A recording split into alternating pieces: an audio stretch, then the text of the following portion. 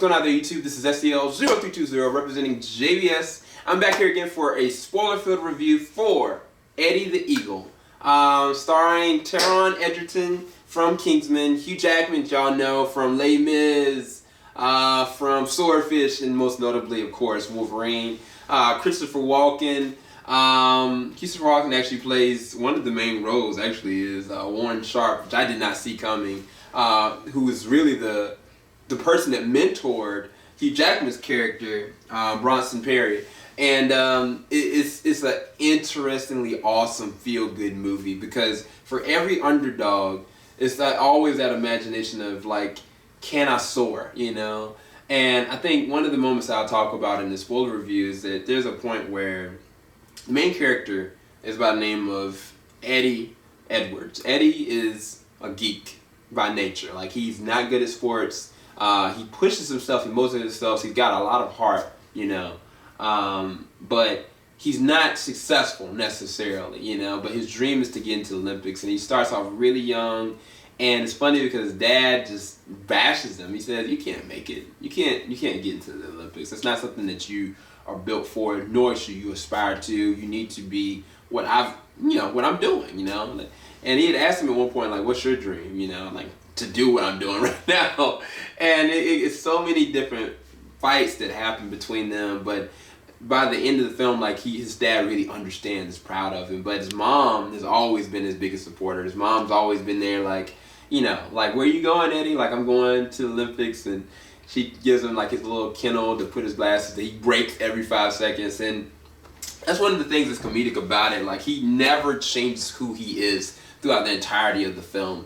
But towards the very end, when there's a moment that I wanted everyone to talk about, when he's finally at the Olympics, and basically he has this opportunity of competing, and he basically, Hugh Jackman, at this point, he's kind of trained him, got him to a good point. You know, Hugh Jackman tells him, like, "Look, you can't do this now. We need 4 years of preparation." And he was so vigor in needing to get there that he missed the opportunity that really to show himself out, you know. And basically, he still goes anyway, and he competes, and he does his first 70 meters with only like a 60-meter pull for it, or length, and that's not long at all. Matter of fact, the highest jump is actually 112 or something of that nature, and he just starts to flap because this is his moment that he feels like he's shining. And then basically he talks to Hugh Jackman's character, Bronson, about it, and he's like, "That's not anything, you know, like you look at that 90-meter, and that is your real obstacle. And you're not, you know, basically everything that you've been trying to approve of, they're treating you like you a joke, you know, essentially." And that's what he needed to hear to motivate him to go openly in public. And it's like, "Look, I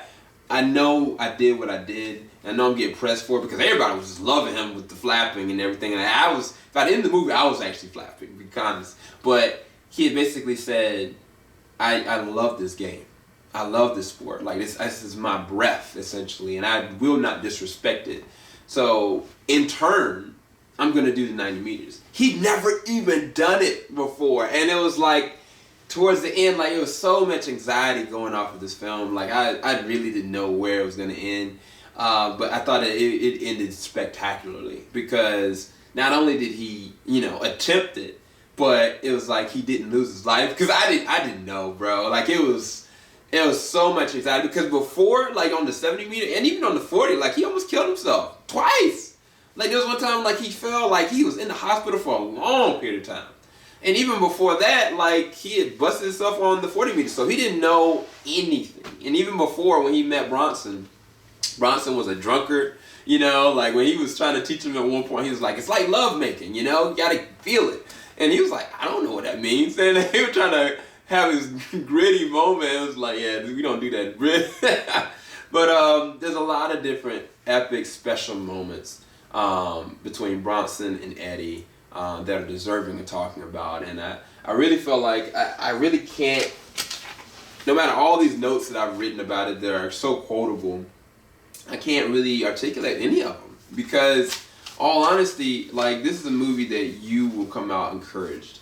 In spite of, like, the ending kind of leaves it like, you know, where does he go from here? And it'll make you want to go and read up the person's bio in the later, but all in all, like, you come out encouraged, you come out daring to believe, you come out feeling like, man, somebody's dreams can soar, you know, truly, because you watch this guy from the beginning to the end, and like, even when I was talking to my friends, it's like I thought he had like a mental disability. That's not the case, man. He's just that geeky. He's just that unqualified for this, but yet he soared, you know. And like, that's the thing that I'll say about this movie. Like, this movie soars like above a lot of different inspirational films, such as Rudy, such as shoot, I don't even know, man.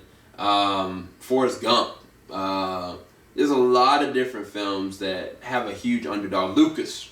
This goes further than all those because of the fact of the amazing soundtrack, the amazing visuals, the vigor, the chemistry, the life that's in the crowd. Like, that's one thing about British films that I've noticed, that there's a lot of life with their imagery. There's never a point where somebody is not, like, when they're on screen, when they're on the focus, they have dialogue, they have emotion, they have significance. Even like the lady that helped board him, she came onto him, you know, and yet she became one of his more epic supporters in helping him, you know. And even the same thing with Bronson, like, his character was flawed, but yet one of the things that Christopher Walken's character said about him was that